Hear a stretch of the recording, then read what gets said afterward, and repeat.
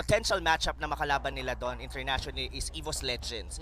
Diba? Na makikita pa natin all throughout the day if they could be able to secure themselves na yung upper bracket din. Kasi AC, BD ang ating cross bracketing natin. Sa upper bracket. It just ensures na kahit anong mangyari ay sa upper bracket finals or sa lower bracket semis pa magkakamit yung dalawang region.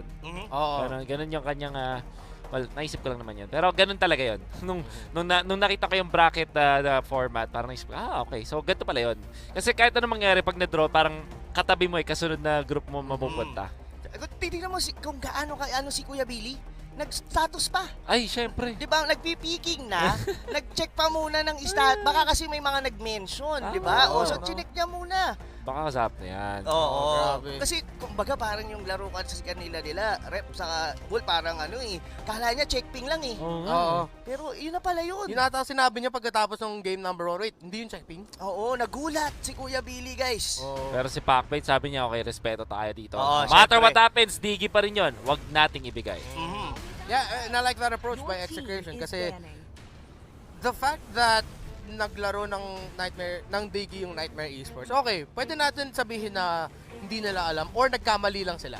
Yes. And then after that baka okay, adjust na lang tayo, ito gagawin natin. So may risk pa rin na ganun, we'll take it out. So Nightmare will have to go for your traditional, yung usual tank picks na nakikita natin. The Chos might be one of their options, maybe the Kufra, pero binan nila yung Cho. Tinanggal nila yung Cho ni Zapno right away. Bangungot din kasi yung yung Cho ni Kuya Billy kanina. Sila diba? naman nagrespeto dito. Exactly. Pero I like the approach of of Pacbait. I mean, this is one of the parts na mostly nakikita natin with Coach Ducky from Red Esports na pagka alam nila this team plays the Digi regardless of it's a feeding Digi strategy or it's a full support, as long as it's a Digi that could potentially go against our jungler, tanggalin na natin kagad sa first 3 bans pa lang. Yeah. Natin yung isang magiging ban dito ng EXECRATION. They also took out the Matilda. Maybe Selena ulit? Yeah, Selena or taking ng Benedetta. Yeah. Selena. Ay, parang yung ngiti nila dito, meron silang binabalak na something. Feeling ko fighter na naman yung baban nila. Ay, yung pipiliin ng EXECRATION sa gitna. Oh, wow. This match, sobrang na-excite ako dito on how EXECRATION would want to proceed dito sa second game. And hindi, ito yung mapapansin mo sa EXECRATION, they respect Nightmare. Sabihin na natin, they totally snowballed on game 1, pero they are here to win. Diba? So it's better to close it on a 2-0 fashion. So I'm really excited kung ano yung gagawin nila here on game 2. And for Nightmare Esports, ano pa bang mga alas na meron sila sa Laos na hindi pa nila napapakita? Respect. Bakit hindi tayo kawa na si Bane Faramis actually. So, yung EVE, nakuha ng EXECRATION, which most likely ay mapupunta dapat kay Kuya Billy. Yes. And this might be another glue pickup later on for EXECRATION unless trip nila mag-Barats. They're up against the Harley though, so EXECRATION pwede nila gamitin yung Malaysia approach na okay, may maraming dash yung kalaban natin, sige, piliin natin yung Kufra. Yes, but Ling is open for LVJ. Ling Kufra, magandang piliin. Ling Kufra, Dahil may Harith at Benedetta sa kalaban. Pwede din sila mag-Kufra Hayabusa as a combo that we see, but may since bukas, I mean, just like to ask you both of you, Reptar and Wolf. I mean, both of the heroes of Nightmare Esports do have like dashes, a lot of dashes. So, is a Povius a good pick? Pretty much, pwede na. Lalo na pag binigay mo kay Redzio. But that might come dun sa second na last week. Kasi madami pa mga pwedeng iban yung Nightmare. Instead, Claude and Paquito. Okay, so Paquito ni Renjo and that Claude can still be flexed. Exactly. Pwede pa rin naman niya mapunta kay Kelra. Pero baka siya naman mag-alis. Uy, Estes. Alright. Uy, Blacklist draft to This is a Blacklist draft. Sensing an Aldous coming from Nightmare? Baka mag-play safe pa rin sila. Baka like probably even a YSS could be a good pick. Or Granger, yes indeed. So yeah, interesting pick here coming from Nightmare Esports having this Estes on their third pick. So ngayon, ano ang mga kailangang alisin dito ng bawat team? For side of this Nightmare, they would want to eliminate like an XP lane. Well, hindi pa natin kasi ma-assume kung itong ano no? Well, Pakito probably is gonna be the XP1 kung ano yung magiging gold laner or rather even a jungler dito. Pero ayaw na. Ayaw na nila kay Aldous. Just to make sure. Napanood na namin Alam yan. na namin yan. Undefeated pa rin eh. I think yung Louis ay valid na ban mula sa side ng Nightmare Esports. And Chang'e. Kamusta eh? Chang'e pwedeng iba ng Nightmare Esports. Naman up against EXECRATION dahil nag-field sila ng Harith and Benedetta. So, yun, either Louis or Chang'e ang kanilang ban. Oh, Kufra instead. So yung sinabi natin kanina na dapat kinuha ng EXECRATION, binan nila parehas, Link Kufra. Yes. So, the options here for EXECRATION, you can still go for the counterplay Tigreal ni Jackno. You can also go for the Populin Koopa. Potentially, a Franco pick-up. May Atlas pa ang EXECRATION. Oh, may Atlas pa. So, all that we mentioned, marami silang pang-kagat o pang-crowd control sa lineup ng Nightmare. Meanwhile, EXECRATION also need to fill in. Yeah, dahil flex yung Claude na yan, pwedeng jungle gold lane or the tank.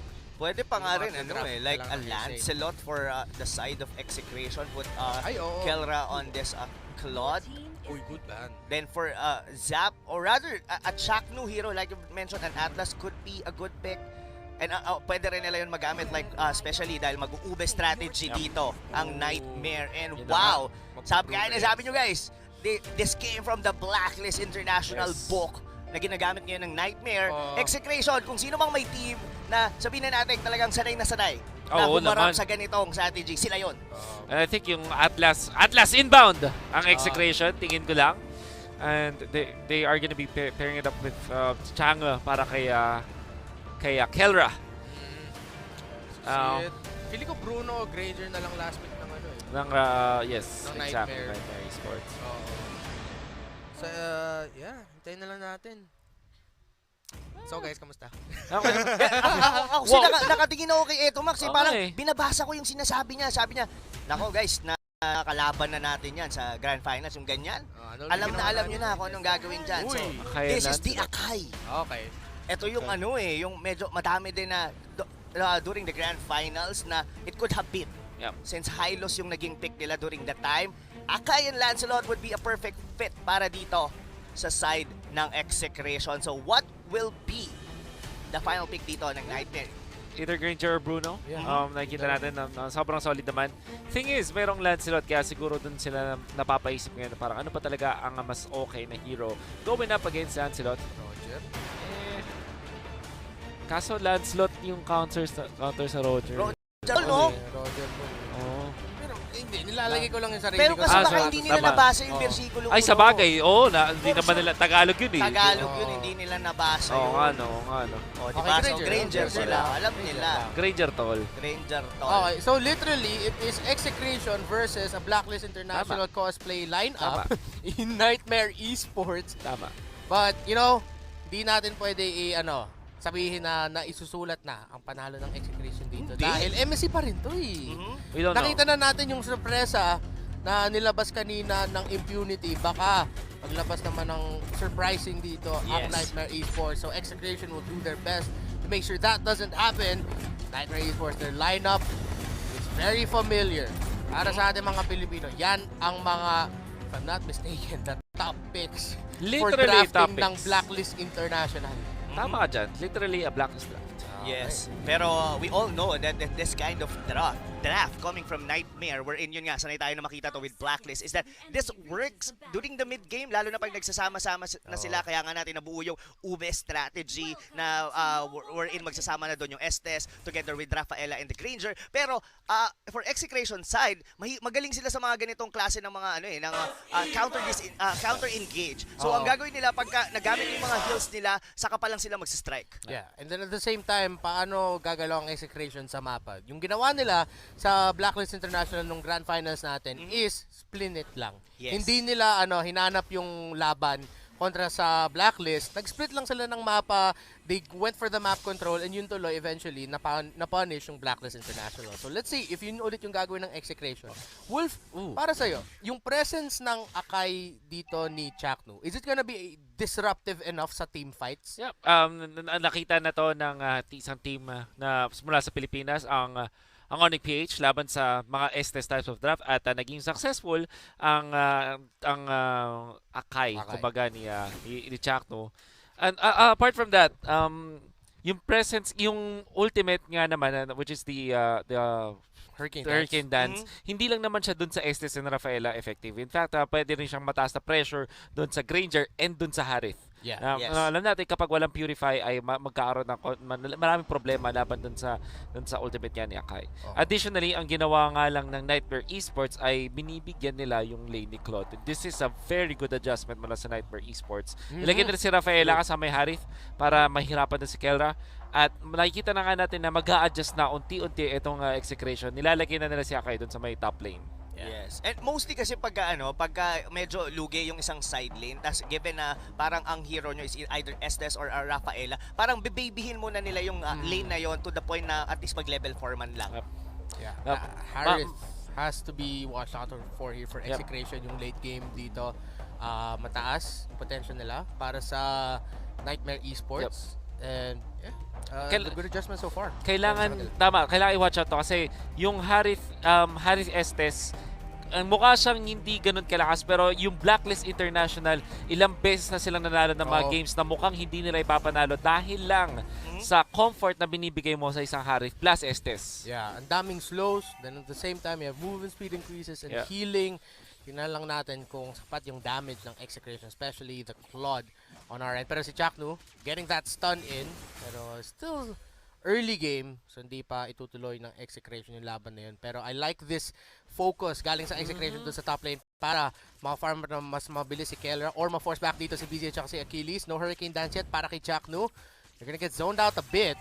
Pero ngayon nakita ng Nightmare Esports na yung jungler ng EXECRATION ay nasa taas, so they have a bit of an opening para mag-position dito sa mid lane. Yes, and sinubukan nila doon with the blender and the 1,000 pounder combo kaso hindi nag-land. Potentially sana that's gonna be a good kill for KelVJ. That's ready na siya, level 4 na rin siya at that point. So ngayon, it looked like Nightmare Esports ang mas magkakaroon ng way at least to try to get the first turtle dito against EXECRATION. Pero ready ang EXECRATION. Ready. Renjol going around to the backline. Watch out for that Paquito. It's gonna be really disruptive. Pero na-force out dito yung EXECRATION. Ginamit na yung Desernata and the entry by KelVJ and EXECRATIon. Nahuli nila yung turtle doon. Tingnan natin kung makukuha ng kill dito ng EXECRATIon. Renjo hinahabol ng mga miyembro ng Nightmare. Jasbin as well na zone out yung mga iba sa EXECRATIon. So that means Renjo ang unang kill dito para sa Nightmare. Yes, that was a trade technically since na-pick off doon si Renjo. Pero kung papansinin mo, Nightmare Esports, they tried to use 2 ultimates doon just to secure that turtle. Sinimulan nila with the Death Sonata, nilagay nila yung Electro Final Blow doon sa mismong turtle. But, well, KelVJ still has the better advantage coming from the Thorn Rose and given the Retribution na secure nila yung turtle. Yun nga lang naiwan doon si Renjo during the team fight. And I have to comment Jasmine sa ginawa niya doon na siya talaga yung nag-zone out doon sa backline ng EXECRATION. So hindi nila matulungan si Renjo dahil sa Benedetta. Renjo with the execute. Pakito, kamon mabigyan na si Jasmine nga enough sa threshold ng ating execute. Speaking of items, nakita natin ngayon si KelVJ na ipa-prioritize. I think hindi mo na siya magbuboots for the Raptor Machete first. That's exactly what happened. Samantala, si Kelra naman working his way sa first item niya, which is more than likely of DHS. I like the itemization of Kelra dito. No? He went for the tough boots kasi alam niya yung poke damage from the Harith. Then, he went for Azure Blade. Pero mamaya na yan, the Hurricane Dance. What a play there by Chaknu, pero yung Purify na commit na dito. So, walang Purify yung Harith. So, pwede mag-round 2 ang EXECRATIon kung gusto nila gawin. Hurricane Dance already committed by Chak doon sa umpisa, kaya munti ka na ma-pick off doon si BZ. So great attempt there by EXECRATIon, pero maganda din yung response ng Nightmare Esports, walang napitas sa kanila. Yes, and medyo nagiging slow yung early stages of the game natin, though the tempo is still I believe para sa EXECRATIon. That's a pick off for Jasbin by Renjo. Pero nakaabang ngayon dito yung mga members ng EXECRATIon. Another turtle fight. Oh, and right now, mas maganda yung positioning ni Chaknu. Straight access into the back line.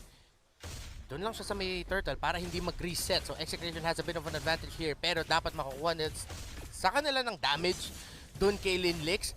Ganda ng zona dito ni Chaknu. And that is a turtle steal though.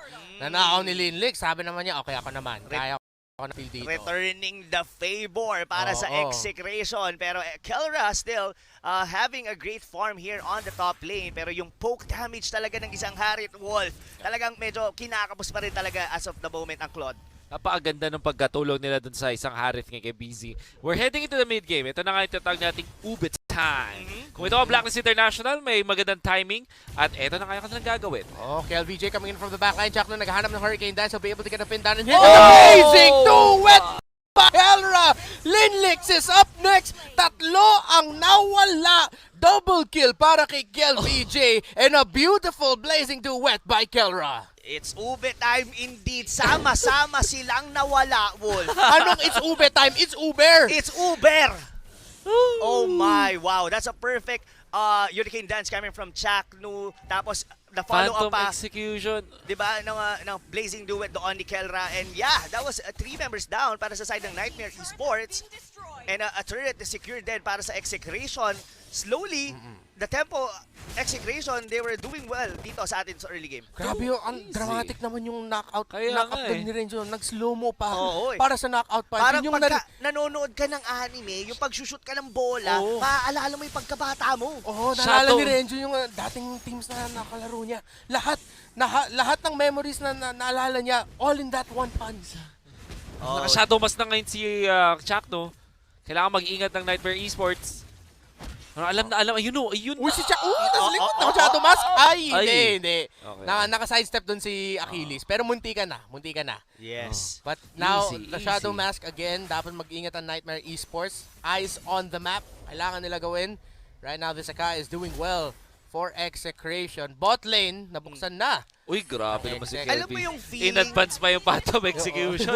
Alam nyo guys, yung feeling nung sa Selena ni Senpai kanina, that was almost this exact feeling pagka nakikita mo si Chaknu ngayon. Tama. Na parang anytime, pwede kang idikit sa pader. Oo. Daganan ka lang ng And- ng malaking panda. Dapat ngayon na yung timing ng Nightmare Esports para Oh. mag-group Oh, up Chaknu! na naman. Right in the back! Diretso sa oh my goodness! Nightmare Esports nasabugan. Chaknu goes down pero si Linux ang nawala. Meanwhile, the counterplay by Nightmare Esports looks real. KLVJ hinahabol dito. Jasmine as well hinahabol si Kelra. Kelra gets away. 1-for-1 lang ang nangyari pero muntikan na yon. Again, you have to watch out for that Akai. Yes, the pick-up siya doon pero that was a risky move indeed para dito kay Chaknu. Pero napin down niya yung dalawa. It just so happened na sa ilalim pa sila ng torre noon. Pero yeah, well, Nightmare Esports kahit paano nakikita mo pa rin naman yung resilience nila dito. Sumasabay pa sila with the EXECRATION squad and Chaknu once again here on the bottom lane. Medyo iwas niya. Brain! Grabe! No. Ninakback yung minions para hindi makadamage. Tapos si Jasmine na knockback rin. Kulang pa sa kanya yung yung ginawa niyang tinulak niya lang yung mga siege minion. Gusto niya may konting pin down pa dun sa Benedetta. Styling with the Akai. Buti na lang din. I mean, fortunately para kay Jasmine, malayo-layo pa si Zapno. Pero imagine mo yung real world manipulation doon! Ako po, the damage coming out from this Lancelot. KLVJ will be able to get away and that is gonna be Zapnu backing him up. Yung real world manipulation Ito si Chak. masyado masakit. Pero ito na naman si Chaknu Hurricane Dance. Palayo though. Si BZ and Achilles and Renzo KLVJ will not be able to deal damage. Pero the control, the momentum ay nasa side pa ng EXECRATION. Grabe si Kung Fu Panda rito, guys. Talagang, alam mo yung parang pasok lang ng pasok. Kada cooldown ng Hurricane Dance, walang sinasayang dito ang EXECRATION squad. Regardless, kumbaga, nagamit nila yun. Yes, walang na-pin down doon si Chaknu. Pero almost mabasag nila yung torre. Nagagamit nila pan-zone out. Ngayon, nadidisrupt dito ang Nightmare Esports. Nawawala sila sa sarili nilang formation. Oo. Sila nag-uube, EXECRATION nagpo-push. So again, this is exactly what they did nung kinalaban nila ang Blacklist International sa finals. And then at the same time, again, na-mention nyo yung dati nag-pick up sila ng Hylos and now this time, it's the Akai they got to pick up in a sort of the similar situation na naranasan nila in one of the final games, or I believe that was the final game of the finals. And so far, grabe, yung Hurricane Dance ni Chaknu on point, pang disrupt. pangpalayo, pampadikit, everything is going well for EXECRATION right now. Kuha pa yung purple buff. KLVJ, tempo is key para sa EXECRATION. Hindi na sila titigil. Uunahan nila yung ube. Hindi makakahinga yung Nightmare Esports. Kailangan nila mag-ingat! Chakno na naman! Real world manipulation! At saka yung blazing duet, nakita ko na to! Nangyari na to, pero mas marami yung kills na kukuha ngayon. Pero Nightmare Esports hindi pa natutumba. Lumalaban pa sila. Double kill para sa Benedetta. Oh no! EXECRATION na turn around dito. Nightmare Esports the response. Ang ganda rin ang ginawa ng Nightmare doon. Soul holding on long enough as well as Achilles para makapag-heal sila sa teammates nila. Well, at the end of the day, nasa ilalim pa rin sila doon ng Torre. Tama. Yes, ang ganda sana ng initiation coming from the Hurricane Dance. Na-follow up yun ni Zapdo with the real-world manipulation. Pero the mere fact na nakakapag-micro ang mga members dito ng Nightmare Esport under the turret, yun yung naging problema para sa EXECRATION. Saka naging problema kasi pag under the turret ka tumalon bilang Akai at na-pin down ka, parang nanonoches kay parang ano ba, mag-stay ba ako sa Torre o sasarguhin ko na lang to palayo. And unfortunately, para sa EXECRATION, sinargo na lang nila. Kasi dahil doon ay walang nandoon sa loob ng real-world manipulation at kaya din naman nalugi yung EXECRATION. Yeah, then at the same time, nakita din natin yung pag-boost ng movement speed working out really well here for Nightmare Esports with engages like that. I think that's one of the reasons kung bakit nahirapan medyo si Chakno na makapin down na mas marami pa. Yeah. Dahil naka-movement speed buff yung iba. Tapos, meron din slows coming in from the Estes, yung Zaman Force ng Harith. So, maganda din yung pang-response ng Nightmare Esports sa laro ng EXECRATION. Agree with the movement speed. Lalo na doon sa Hunter Strike. It's a perfect item coming from Lin Lix na nakakagalaw siya overall the team fight. Hindi lang Rondo yung kanyang parang assurance just to get away on certain team fight.